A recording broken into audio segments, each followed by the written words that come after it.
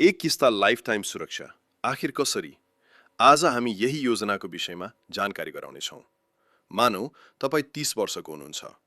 तपाईँलाई आर्थिक सुरक्षाको लागि रेगुलर बिमा शुल्क बुझाउन दिक्क लाग्छ, अथवा निश्चित बिमा अवधि समाप्त भएपछि फेरि अर्को बिमा सुरुबाटै लिनुपर्ने झन्झटिलो योजनाले हैरानी हुनुहुन्छ भने तपाईँको लागि यो योजना साँच्चीकै गजबको लाग्नेछ।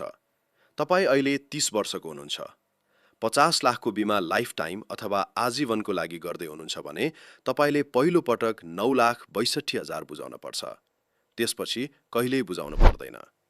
अझै अचम्मको कुरा त के छ भने तपाईँ 77 वर्ष पुगेमा तपाईँले डिपोजिट गरेको जति पैसा छ त्यो पैसा कम्पनीले फिर्ता गरिदिन्छ। तर पनि 50 लाखको बिमा कन्टिन्यू चलिरहन्छ र परिवारले 50 लाख पाउँछ। साथै यस योजनामा घातक रोग सुविधा, स्थायी अशक्तता सुविधा, दुर्घटना मृत्यु लाभ सुविधा र 3 वर्षपछि ऋणको सुविधा पनि छ।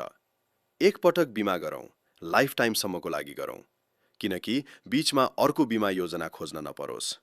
तपाईलाई यो बिमा योजना कस्तो लाग्यो? मन परेमा लाइक, कमेन्ट, शेयर गरिदिनुहोला। साथै यस्तै जानकारीमूलक भिडियोको लागि हामीलाई फलो गर्नुहोला।